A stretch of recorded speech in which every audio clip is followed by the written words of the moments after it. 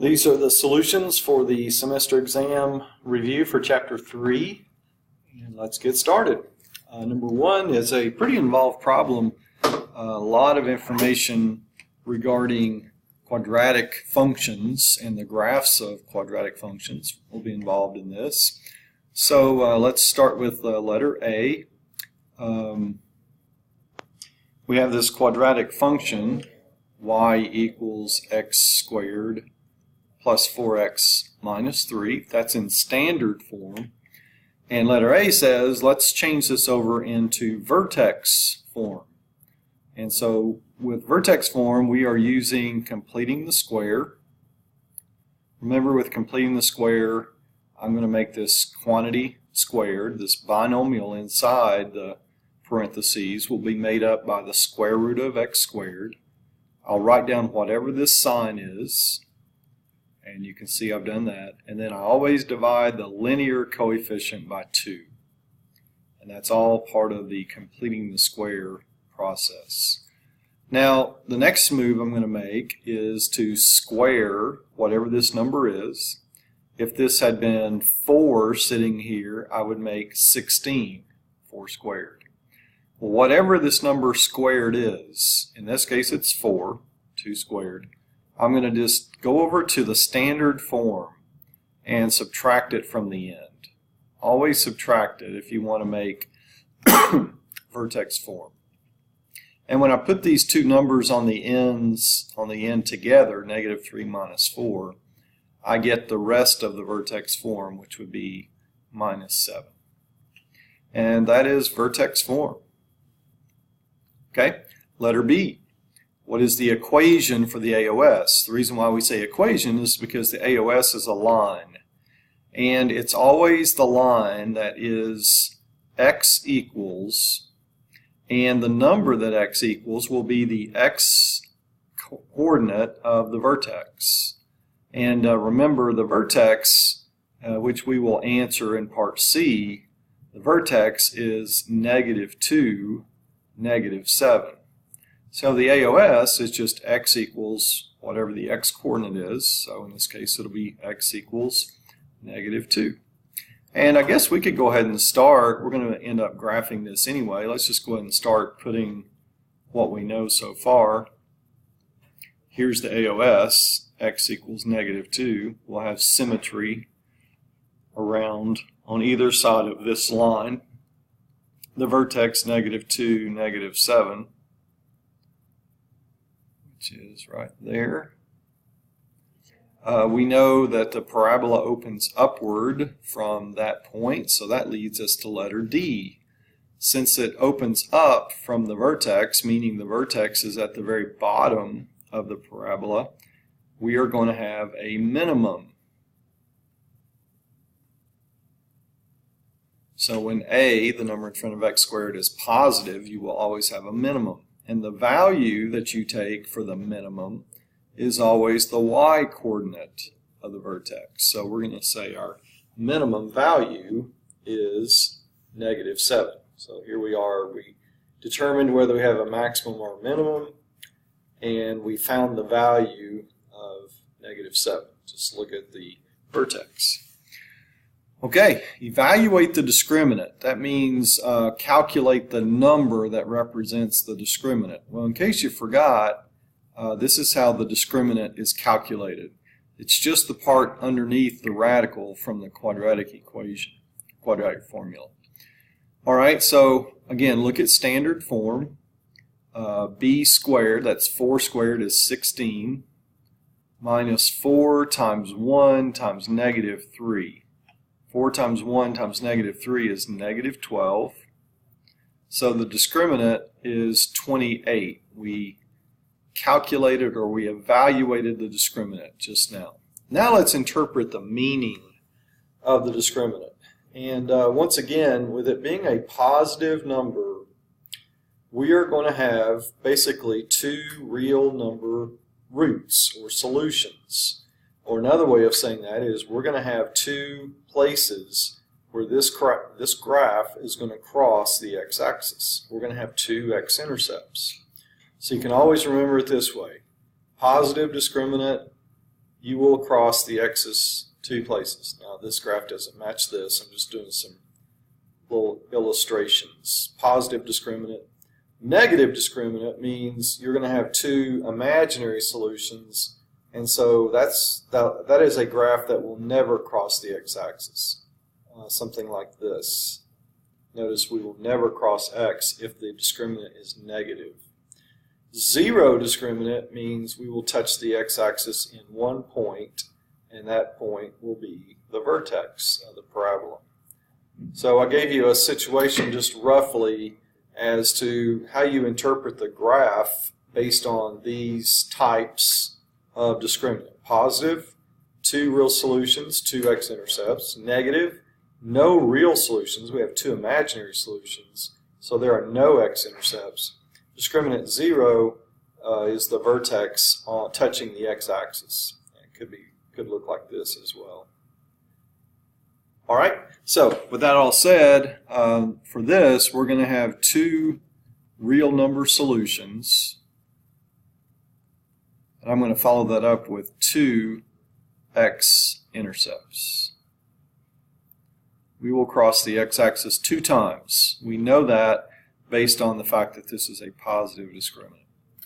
Okay, so now that you've seen that little illustration, let's go ahead and take care of letter F, which is find the x and the y-intercepts. Well, let's start with the y-intercept because that one's always so easy. It's just whatever the constant is at the end of standard form. The y-intercept is -3. So let's just go ahead and put that on our graph. 1, 2, 3. And symmetry allows us to make another point at that location. Okay, and I think I'm going to go ahead and just use those 3 points and sketch the graph.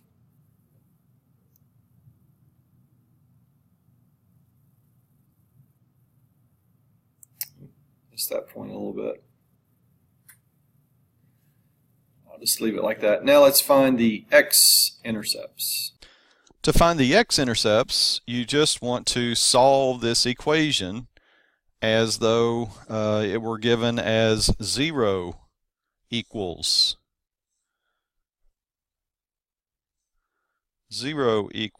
x squared plus 4x minus 3.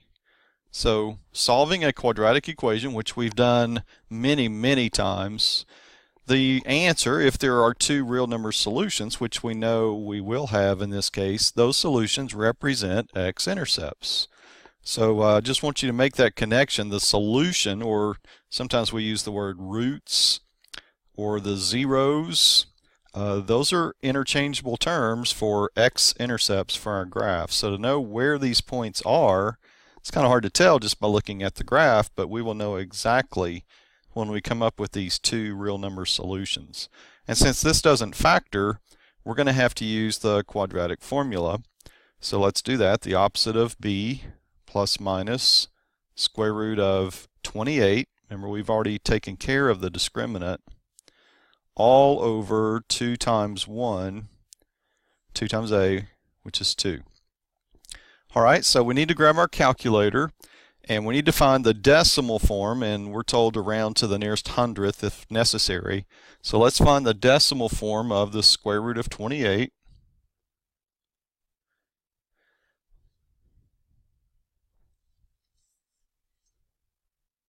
And that is 5.29. So we're going to get our two x-intercepts by doing this. -4 plus 5.29 divided by 2. That will give us one x-intercept. And then we need to do the same thing for the subtraction. -4 minus 5.29 divided by 2. So again, if you need to use your calculator, you can grab it and we'll calculate these two. And so you'll want to take a moment and make sure with your calculator that you were able to come up with these two results. If you add -4 plus 5.29 and you can hit equals and then divide that result by 2, you should have come up with this. And looking at our graph, that it's really a little bit more than a half, and that's really pretty close. It's just a rough sketch, but that looks like it's really close to positive 1/2 where we're crossing at this location. And this is a little bit to the left of negative 4.5. And that looks really like it's right on it, even though this is a rough sketch. We're pretty accurate with the location of these x-intercepts. And so just again to make the connection, the y-intercept, you just look at the constant. That one won't be any problem. But for the x-intercept, you'll do some calculation, and it's going to involve the quadratic formula if factoring is not possible. So that is the entire solution for number 1. Through these problems 2 through 7, this is a 3. They don't copy over very well, so looking at your sheet, let's see if I can make that a little bit more plain. All right, so these are 2 complex numbers being subtracted. So really you can just think the old combining like terms process that we've done before. So the real number parts, the 3 minus 7, you might want to, since this is subtraction, you might want to go ahead and rewrite this without parentheses. Think distributing -1 to both of these. And now we can put our real number parts together. 3 minus 7 is -4, and -2 minus 5i is -7i. So that is the answer for number 2. This is number 3. These are 2 complex numbers being multiplied, so just think FOIL. They're like binomials. 3 times 5 is 15. 3 times -6i is -18i. This would be 20i positive. And you got to be careful here. This is where people usually make the mistake. It starts off as 4 times -6, which is -24, and then I times I is I squared. And a lot of people would miss this because they would just leave their answer like this. But we have a number that is always used to replace I squared. I squared is always equal to -1. So if you replace I squared with -1, you're multiplying -24 times -1, and that's going to make positive or plus 24. So be careful anytime you're simplifying and you see I squared as part of your simplifying, you need to replace I squared with -1 and then keep on simplifying. All right, so once again, we'll match up like terms. 15 plus 24 is 39, and -18 plus 20 is positive 2i. All right, number 4. We need to change the square root of -49. This is multiplying here, 6 times the square root of -49. Well, the square root of -49 is 7i. Okay, when I multiply these together, remember I always multiply before I subtract. This is going to be 42i, bring down -9. Now if I stopped here, then it's okay. It's just I'm going to have to take points off, because whenever you write a complex number has a real component and an imaginary component. You always have to write them in this way. The real part always goes first, followed by the imaginary part. So to get a complete answer with no points taken off, I need to turn this around so that it says -9 plus 42i. And that's your final answer. Okay? Complex numbers have to be written in this form. All right, once again, here's a 3. So 5i times -3i squared, so let's just multiply 5 times -3, that's -15. I times I squared is I to the third. Well, let's see, what is I to the third? Well, let's start with I to the first, that's I. We just saw a minute ago that I squared is -1. Well, I to the third is these two multiplied together. All we do is multiply I times -1 and we get -i. So anytime you have I to the third, you can replace that with -i. And when you multiply these together, negative times negative makes positive, and your answer there is 15i. Okay, number 6, we had an example like this on our last test, a review problem. We simplify this denominator that has this complex number by using the conjugate, 3 minus 5i. We multiply that on the top and the bottom of this fraction. Now the distributive property, 4 times 3 is 12. 4 times negative 5i is negative 20i. On the bottom we do 3 times 3. You could do FOIL, but anytime you multiply conjugates together, the outer and the inner results will always cancel each other. So I'm just going to jump all the way to the last part. And once again, much like we had up here, when we do 5 times negative 5, that's negative 25. I times I is I squared. But I squared is always equal to negative 1.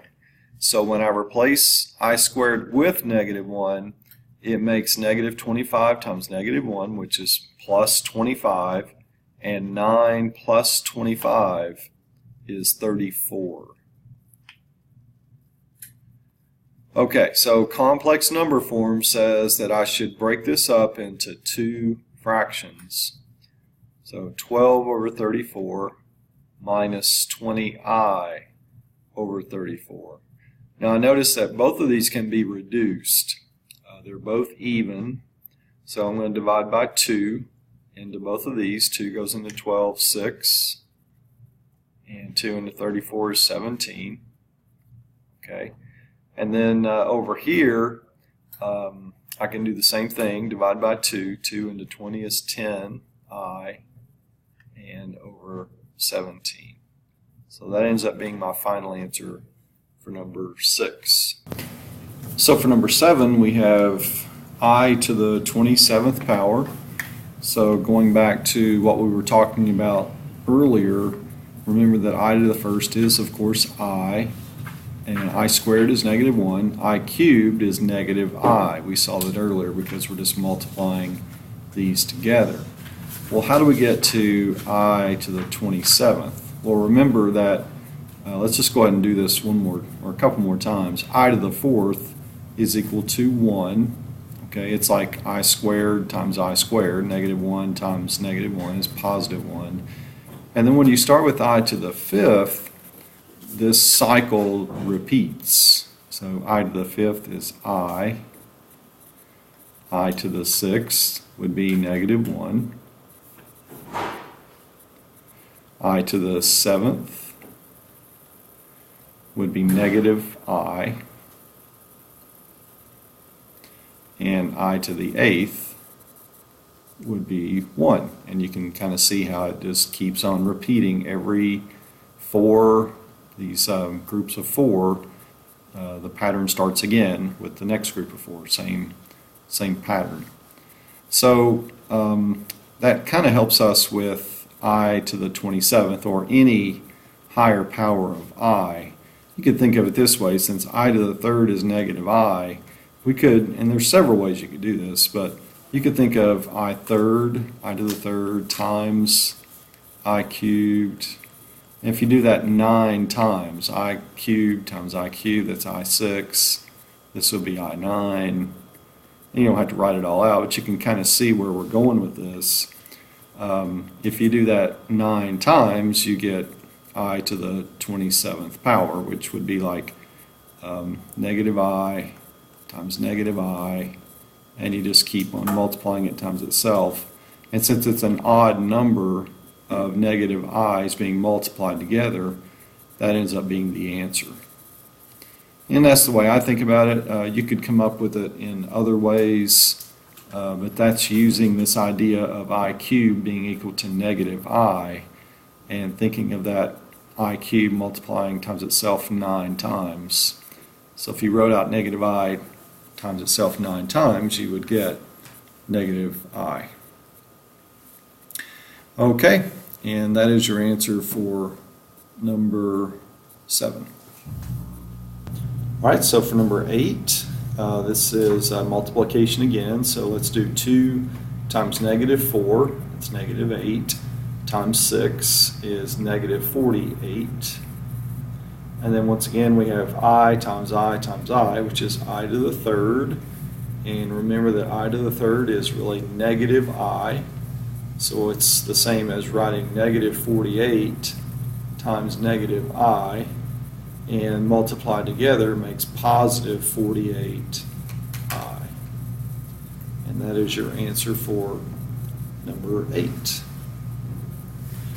Okay, so for number 9, this is a quadratic equation, and we can solve this pretty quickly. Isolate x, or get x by itself. So let's subtract 16 first. Then we're going to do the square root of both sides.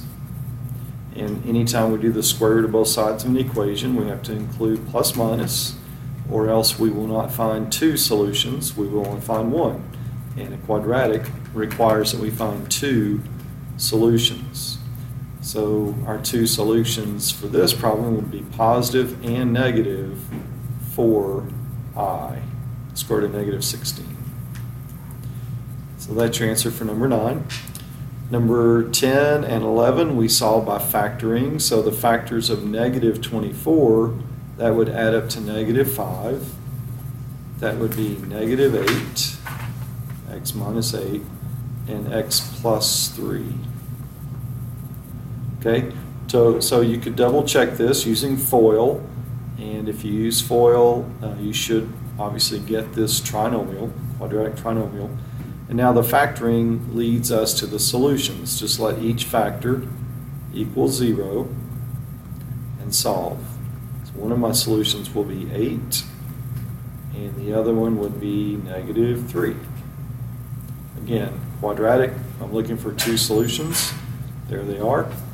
Okay, here's number 11. I am supposed to use the box method in this case because the quadratic coefficient is greater than 1. So here's the box method. Just put the first term and the last term like opposite each other and multiply those together. That's negative 21x squared. And I'm going to put the factors of negative 21x squared that add up to negative 20. That's negative 21x and positive 1x. And now I'm going to find the GCFs for both rows and both columns. This would be 3x. This one would be 1, this would be x, and this would be negative 7. And so that shows me how the factoring works. 3x plus 1, x minus 7. And again, if we did a FOIL check, multiply these together, we should end up with this quadratic trinomial.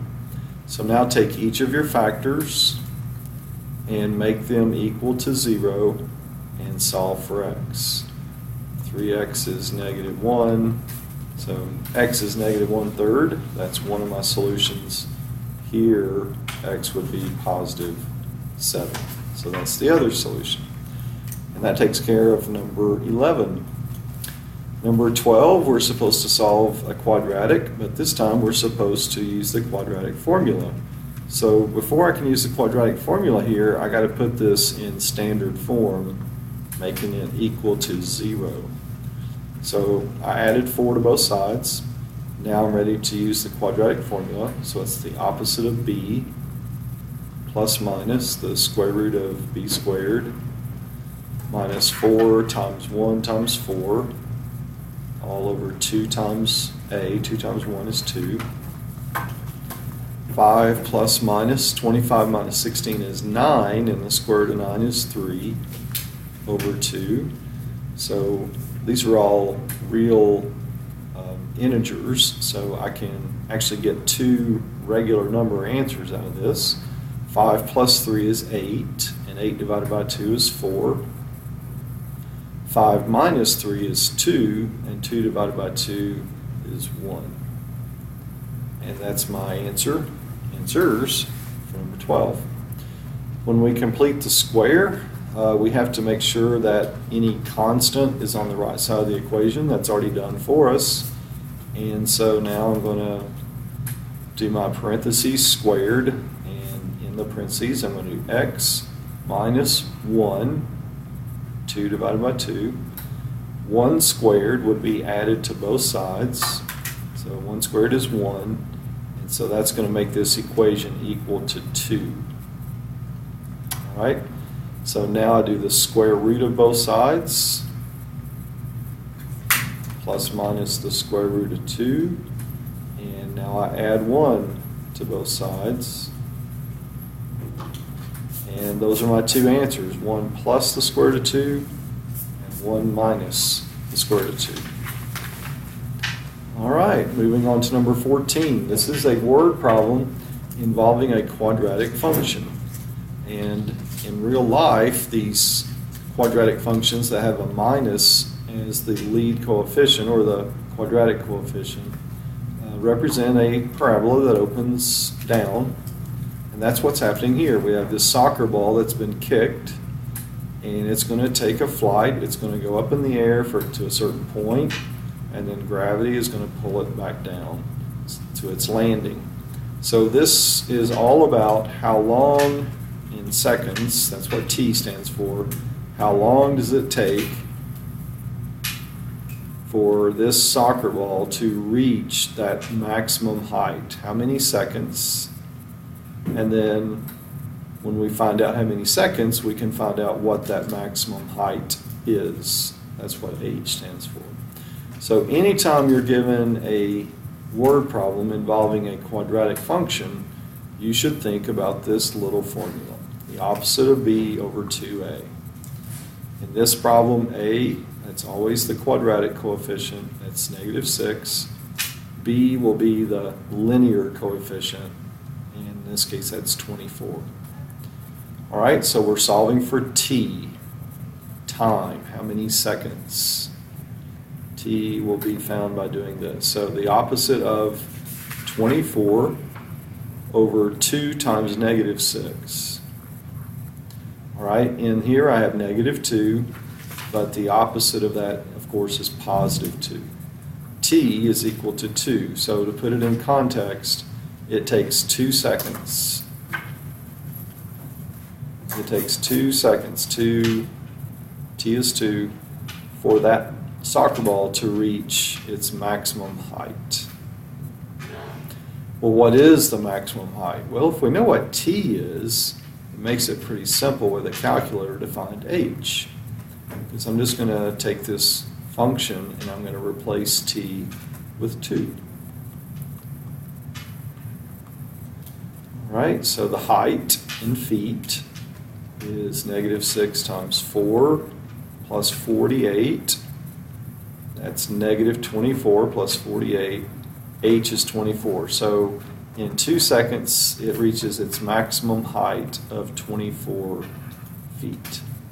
And that is your 2 answers, really, for number 14. Just always remember, these word problems that have quadratics, you're more times than not, you're going to fall back on this little formula to get you started. That will always give you the variable in the function, the input, and then plugging that number back in will get you the output. And so those are very easy to work with if you remember this little formula. Okay, this is our last one, and I just went ahead and pulled out the correct answer, and let me just show you why it's the correct answer. So this top inequality, if we solved it for y, and that does need to happen, that would be 2y is less than or equal to -4x plus 12. So y is less than or equal to -2x plus 6. All right, so we have a line that has a y-intercept of 6. It has to be solid. All right, so that's this line. Here's the y-intercept 6. Here's the solid line. And it needs to be shaded the greater than side. And for this line, the greater than side is the above side. And I'm pointing here to the above side. All right, let's do the same thing with the other inequality. -4y is greater than -8x plus 16.